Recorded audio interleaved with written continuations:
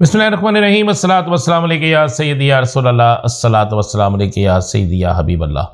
तमाम सुनने वालों को मेरा सलाम, मैं हूं राना अज़ीम। और आज की बड़ी खबर यह है कि मियां नवाज शरीफ ने पाकिस्तान पहुंचते ही अपनी सियासी सरगर्मियां तेज़ कर दी हैं। और आपको एक बड़ी खबर देने जा रहा हूँ। बड़ी खबर यह है, पाकिस्तान पीपल्स पार्टी और मुस्लिम लीग नून के दरमियान दोबारा राब्ता हो गया है। और इस दोबारा राब्ते में यह फैसला हुआ है, और बड़ा फैसला यह है कि मुस्लिम लीग नून और पीपल्स पार्टी आइंदा भी हुकूमत में इकट्ठे चलेंगे। अच्छा, ये तो उन्होंने फैसला कर लिया कि आइंदा हुकूमत में इकट्ठे चलेंगे, इलेक्शन लहदा लड़ेंगे, लेकिन हुकूमत में इकट्ठे चलेंगे और जिसकी जहां पर पहले नशिस्त थी वहां पर दूसरा उम्मीदवार ये नहीं देंगे। आज के दिन तक यही फैसला हुआ और इसमें तहरीक इस्तेहकाम पाकिस्तान और मौलाना फजलुर रहमान, परवेज खटक और दीगर MKM और बाप पार्टी भी शामिल होगी। जराए इस बात की तस्दीक कर रहे हैं कि इस नए सेटअप में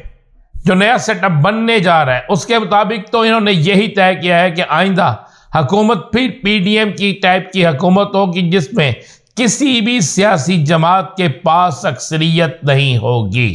बल्कि ये एक मिक्स अचार होगा और इस मिक्स अचार के जरिए ही आगे हुकूमत को चलाया जाएगा। मेरी पास इतला यह है कि पाकिस्तान पीपल्स पार्टी के अंदर एक बड़े ग्रुप ने और इसी तरह मुस्लिम लीग नून के अंदर एक बड़े ग्रुप ने वाज़े तौर पर इस सेटअप के बनने से वाज़े तौर पर इनकार कर दिया। कहा है कि अगर हमने आइंदा इकट्ठे मिलकर हुकूमत की तो उसके बाद ये हमारा आखिरी सियासी सफ़र होगा और उसके इस आखिरी सियासी सफ़र में हम अपनी सियासी कब्र खुद खोदेंगे और उस सियासी कब्र में अपने आप को खुद ही दफना देंगे। जराए कहते हैं कि प्लानिंग के मुताबिक यही है, लेकिन दोनों बड़ी सियासी जमातों के अंदर होने वाली मुखालफत और अंदर से उठने वाली एक बगावत के बाद हो सकता है ये सारी चीजें तब्दीली की तरफ चली जाए। मेरे पास ये इतला मौजूद है कि अहम तरीन अफराद जो इन सियासी जमातों के अहम तरीन अफराद हैं, उन्होंने वाज़े तौर पर यह पैगाम दिया है कि क्यों ना हम आने वाले वक्त में पाकिस्तान की सियासी हिस्ट्री को तब्दील करने के लिए इस इलेक्शन में एक दूसरे के खिलाफ ना सिर्फ इलेक्शन लड़ें, बल्कि एक दूसरे के खिलाफ ही हम अगली सियासत भी करें। लेकिन ऐसा होता नजर नहीं आता, जबकि इस नए बनने वाले इत्तेहाद में सबसे बड़ी रुकावट जहां पीपल्स पार्टी नून लीग के बड़े बागी ग्रुप हैं, वहीं पर एक बड़ी रुकावट जमीयत उलमा इस्लाम और परवेज खटक के। परवेज खटक की पार्टी किसी सूरत जमीयत उलमा इस्लाम के साथ, जमीयत उलमा इस्लाम परवेज खटक के साथ, और ANP जो है वह इन दोनों के साथ नहीं जाना चाहती, जिसके बाद एक सियासी हला, बहुत बड़ा सियासी हला जो है वो बन चुका है। मेरे पास अहम तरीन जराए से यह भी खबर है कि आइंदा चंद दिनों में कुछ बड़ी तब्दीलियां भी मतवक्के हैं। इन बड़ी तब्दीलियों से मजाल ये है कि बड़े नाम बड़ी सियासी जमातों में कुछ जाएंगे और कुछ बड़े नाम नई बनने वाली सियासी जमातों से बिल्कुल छोड़कर उड़ जाएंगे। अहम तरीन जराए इस बात का भी इंकशाफ कर रहे हैं कि आइंदा आने वाले दिनों में कोई बड़ा सेटअप भी हो सकता है। आइंदा आने वाले दिनों में इस बड़े सेटअप के हवाले से यह भी कहा जा रहा है कि हो सकता है कोई ऐसा माहौल पैदा हो जाए, हो सकता है कोई ऐसे मामला हो जाए कि जिससे आइंदा आने वाले चंद दिनों में इंतखाबात के हवाले से कोई बड़ा अपसेट सामने आ जाए। इस बड़े अपसेट के बाद हो सकता है कि सियासी जमातें जो सोच रही हैं वो ना सोचें। एक खबर आपको देता चलो तहरीक इंसाफ के हवाले से।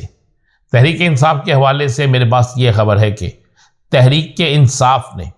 फौरी तौर पर अपनी नई हिकमत अमली बनाने का फैसला कर लिया है, और इस नई हिकमत अमली का पैगाम जेल से मिलने के बाद अलीमा खान जल्द इस नई हिकमत अमली का ऐलान करेंगी।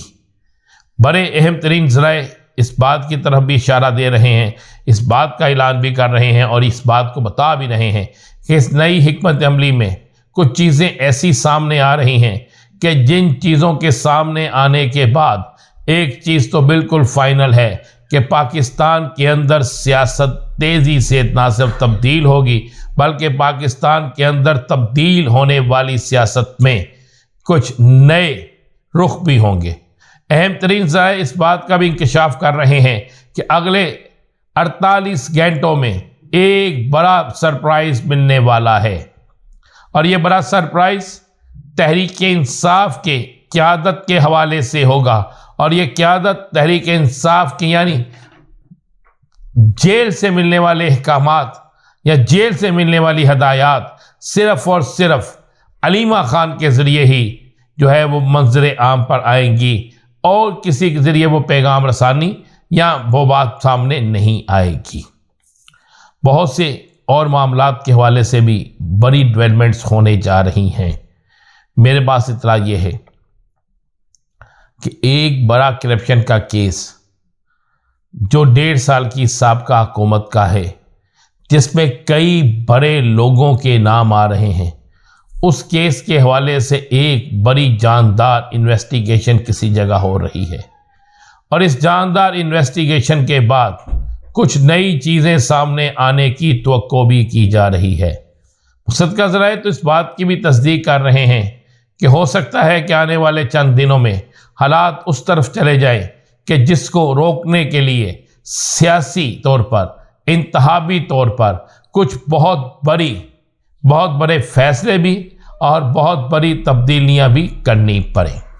लेकिन एक बात तो बड़ी क्लियर और वाज़ेह है कि आइंदा चंद दिन पाकिस्तान की सियासत में इंतहाई इंकलाबी दिन होंगे और कहा जा रहा है कि नवंबर के आगाज़ में ही आपको सियासत में बड़ी तब्दीली नज़र आएगी। नवंबर का महीना पाकिस्तान की सियासत में बड़ी तब्दीलियों का महीना होगा। नवंबर के महीने में बहुत से पंछी उड़ेंगे और बहुत से पंछी आकर अपना पुराना बसेरा जो है उसी में डेरे डाल लेंगे। मेरे पास तो यह भी इतला है कि मुस्लिम लीग नून की 5 अहम तरीन शख्सियात को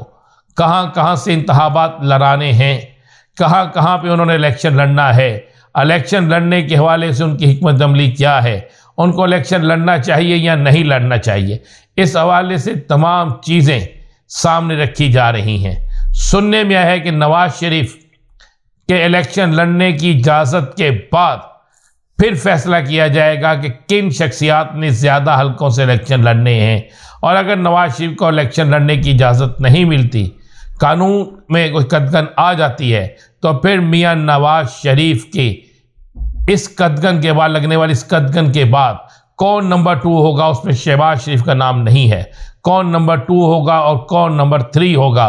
उस पर फिर फैसला किया जाएगा और उस फैसले के बाद नई इलेक्शन की हिकमत अमली तैयार की जाएगी। इस हिकमत अमली के बाद पाकिस्तान की सियासत क्या रुख लेगी, ये आपको बताएंगे अगले व्लॉग में। इजाज़त दीजिए। अल्लाह हाफ़िज़।